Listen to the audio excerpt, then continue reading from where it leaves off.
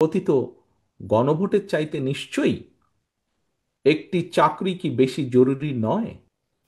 দেশে বর্তমানে দারিদ্র্যের হার 28% এবং আরো 18% মানুষ যে কোনো সময় গরিব হওয়ার ঝুঁকিতে রয়েছেন। স্ট্যান্ডার্ড অনুযায়ী যেই স্কেলের নিচে গেলে গরিব বলে একজন মানুষকে মনে করা হয়, এরকম 18% মানুষ সেই ঝুঁকিতে রয়েছেন। দেশে শিক্ষিতদের মধ্যে বেকারত্বের হার বেড়েই চলেছে।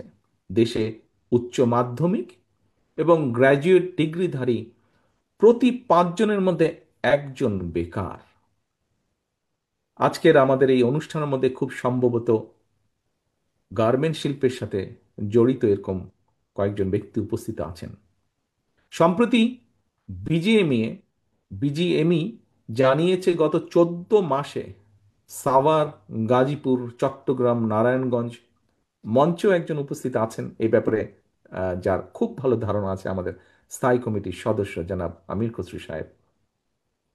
যে কথাটি বলছিলাম আমি, যে গত 14 মাসে সাভার, গাজীপুর, চট্টগ্রাম, নারায়ণগঞ্জ, নরসিংদীতে কমপক্ষে 300-তেরও বেশি পোশাক কারখানা বন্ধ হয়ে গিয়েছে।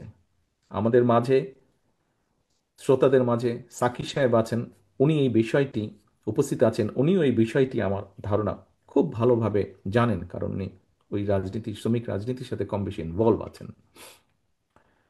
এই যে প্রায় 300-র বেশি, 350-র বেশি, বরং আমি বলবো 300 নয়, 350-র বেশি পোশাক কারখানা বন্ধ হয়ে গিয়েছে। এবং এই বন্ধ হয়ে যাওয়া কারখানার সাথে কারণে 1,20,000-এর মতন শ্রমিক কর্মহীন হয়ে পড়েছেন।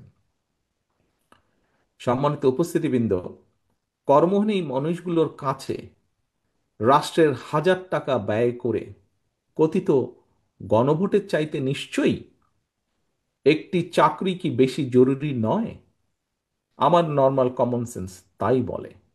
যে কোনো একজন স্বাভাবিক মানুষের কমন সেন্স তাই বলবে যে হাজার হাজার কোটি টাকা খরচ করে কথিত গণভোটের চেয়ে চাকরিহারা একজন ব্যক্তি মানুষের কাছে সবচেয়ে বেশি প্রায়োরিটি হচ্ছে একটি চাকরি বা একটি কর্মসংস্থান। আনফর্চুনেটলি মাসের পর মাস রাষ্ট্র মেরামতের নানা উপাদান নিয়ে আমরা আলোচনা করেছি, কিন্তু রাষ্ট্রের লক্ষ লক্ষ বেকারদের কর্মসংস্থান নিয়ে আলোচনার জন্য একটি দফা বা একটি দিনও আমরা নির্ধারণ করিনি বা করতে পারিনি।